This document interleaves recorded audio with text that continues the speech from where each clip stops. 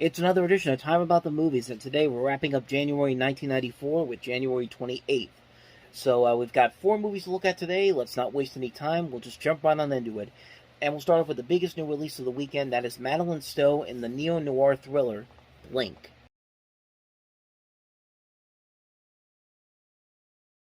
This movie about this woman who she's been blind for so many years, and she finally gets these new eyes that allow her to see. And one of the first things that she ends up seeing is a killing, and now the killer's after her. And it's a good concept. It's a good concept, a good story. Great direction by Michael Apted, who also, we talked about his movies before. We talked about Class Action, a very underrated thriller of his. We also looked at Thunderheart and also the Up series. He's been a really good director, and I think he has a really good eye for this type of a movie. It works really well. I will say, though, it's not quite as perfect as that trailer makes it out to be. It is kind of a little too formulaic, but you know what? The trailer does definitely deliver what the movie gives you. I mean, Madeline Stowe gives a great performance in here playing Emma Brody, the woman who's the centerpiece of this. Aidan Quinn has a good role in here, so does James Romero from The Warriors. And it's just a really good movie. It's a really solid film. The way the camera work uses her abilities, these new abilities that she has with these things that she thinks that she sees, but they're not really there. It's just an interesting concept here, and you got to give a lot of credit to Dante Spinotti, the cinematographer for this, who does a very good job here with this particular setup. Spinotti, of course, is best known for his cinematography work with films like L.A. Confidential, The Insider. He's done many Michael Apted movies. He's done a couple of superhero movies, X-Men: The Last Stand, Hercules with Dwayne Johnson, and most recently Ant-Man and the Wasp. And he does a very good job with the cinematography in this particular film. And like I said before, it's just a really cool-looking film. It's a very stylistic-looking thriller. And it's one that's kind of a little bit underrated. I don't think a lot of people really know about this movie all too much, but I think it definitely does deliver. Some elements are a little bit too, like I said, a little bit too predictable. Like, you can kind of tell what the kind of setup this is going to end up being. And but other than that, though, I think it does a pretty good job for this type of a story. And I think it does very well at its job. And also of note here, Dana Stevens, the screenwriter for this was actually her first movie. You may know that name of recent works such as The Woman King, which is supposedly going to be a big Oscar contender at the time of this posting, which is on December 15th, 2022. I still haven't seen that movie yet, but I really do want to, though. But this was the first movie she ever wrote, so yeah, so I don't know. I thought I brought Toy Boat. I thought I'd bring that up. So, like I said, Blink is actually a really good movie. If you haven't seen it, definitely check it out. It's a very cool-looking thriller, and another great underrated film from Michael Apted, a really good director. So, that's Blink. Let's move on to the next movie, and that is Car 54, Where Are You?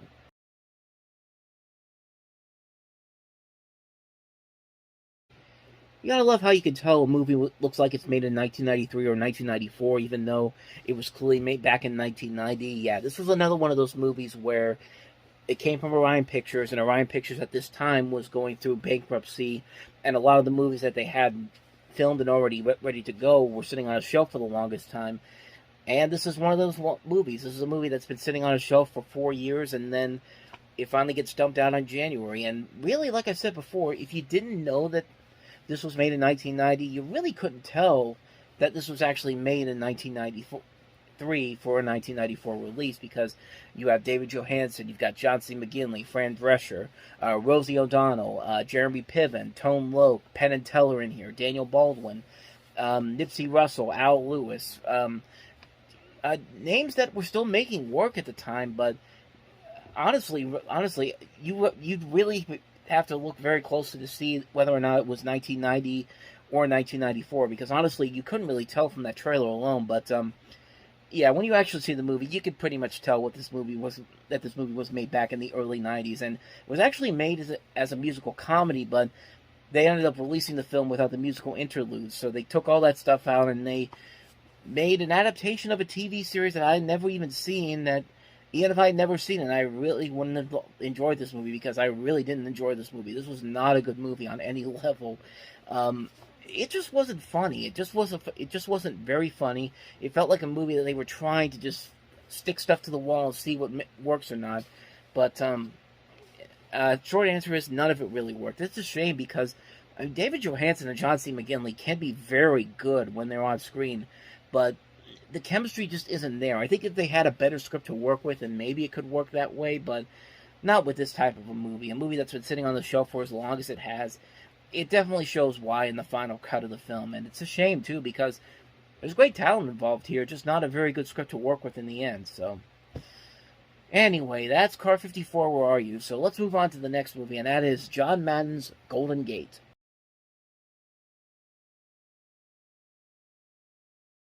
So yeah, as you could probably tell from the fact that it's just the title, I really couldn't find a whole lot of footage in terms of trailers or commercials for this. And it's probably a good thing because I've never seen this movie. I didn't even know that John Madden did this movie. And so I can't really go into it too much. But I will just talk about the plot. Basically set in San Francisco, it tells the story of a 1950s G-man played by Matt Dillon, who ends up in the FBI's communist prosecutions, which leads him to become involved with a young Chinese-American woman played by Joan Chen, whose father he helped put in prison. You also have Bruno Kirby and Z Ma in here. And like I said before, it's directed by John Madden, who also would later become known to direct films such as Shakespeare in Love and Captain Corelli's Mandolin. But this is another one of those early movies where it really didn't work. It really was just a forgettable movie. And it was mostly panned by critics back then. At least that's what I've been hearing, I should say. Like I said, I haven't seen the movie. But, yeah, considering the fact that I never even heard about this movie until now, that should pretty much tell you everything you need to know about this particular movie. So, that's Golden Gate. Now let's move on to our last movie here. A movie you should know about. Nicolas Cage, Laura Flynn Boyle, and Dennis Hopper in Red Rock West.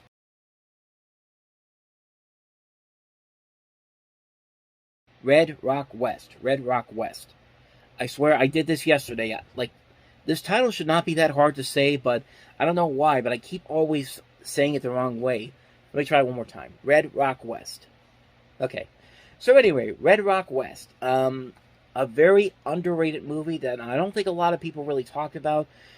Mostly because I don't think the studio who put this out really knew if it was going to be any good or not, because the test screenings for this were not strong, and the studio who put this out, Polygram Pictures, they were about to sell this movie off to HBO as an HBO original movie, and actually showed it several times on HBO in the early 90s, and it actually got submitted to the Sundance Film Festival, and kept making the rounds to various festivals, including select theater screenings in Germany, Paris, London. The Toronto Film Festival picked it up, and they finally opened the movie up in theaters, and it didn't, and not a whole lot of people really saw it. It was only shown in, like, small theaters in LA and New York, but once the movie went to VHS, this slowly but surely growing audience was really coming around to it, and I found out about it very much later on, and I gotta say, it is a really good movie. It's a really solid thriller with Nicolas Cage, Laura Flynn Boyle. They're working off of each other really well. You got Dennis Hopper in there, and usually Dennis Hopper will never really turn in a really bad performance, except for something like Super Mario Brothers. But that's that's the exception rather than the rule. But it is a really good movie. It's a movie that does a very good job of making you think it's a western, making you think it's a western. A thriller or a western, I should say, making you think it's a thriller, making you think it's a western. Could be seen as kind of a black comedy, could be seen as a film noir, could be seen as this dark, gritty ride, could be something that's kind of lighthearted. It really keeps you on the edge of your seat as you're watching the movie, and you get so invested in these characters that you really have no idea what's going to happen as the movie goes on. I like movies like that where you don't know what the end result is going to be, and I think this movie does a phenomenal job of doing that, keeping you on the edge of your seat, keeping you closed in on what you think might happen, but actually revealing something completely different to you. And it's just a solidly made movie. It's a very stylistic film. The performances overall are great. J.T. Walsh also is very good in here. I didn't bring him up, but it's a very solid film. This director, John Dahl, has made some pretty good movies, and he actually made another great movie that came out, and that's going to come out this year, called The Last Seduction with Linda Fiorentino, which we'll get to that one. He also did stuff like Rounders, Unforgettable, Joyride, The Great Raid, some notable movies, but this is one of his strongest movies, and it's a very solid film. It's a very well-made film, a very nice-looking thriller that keeps you on the edge of your seat. You have no idea what's going to happen, and it's just a solidly made movie. If you haven't seen Red Rock West, highly recommend you check it out. It's one of Nicolas Cage's most underrated movies, and It definitely deserves to be seen. Go ahead and check it out. Red Rock West. Can't recommend this one enough. And on that note, we wrap up another edition of Time About the Movies. Next time around, we'll jump into the start of February with 6 movies, including Jim Carrey in his first movie that really launched him to superstardom, Ace Ventura: Pet Detective. We also have Katherine Heigl and Gerard Depardieu in the comedy My Father the Hero, Nick Nolte and James L. Brooks' I'll Do Anything. We also have Gunman, Romeo is Bleeding, and finally, Paris, France. So, 6 movies to look at next time around, and we'll jump into that on the next episode. But until then, thank you very much for watching, and if you want to see more videos like this, please hit the playlist on the next page, check out the previous episode, and I will see you guys tomorrow for another episode. So thank you for watching, I'll see you next time, and until then, as always, take care.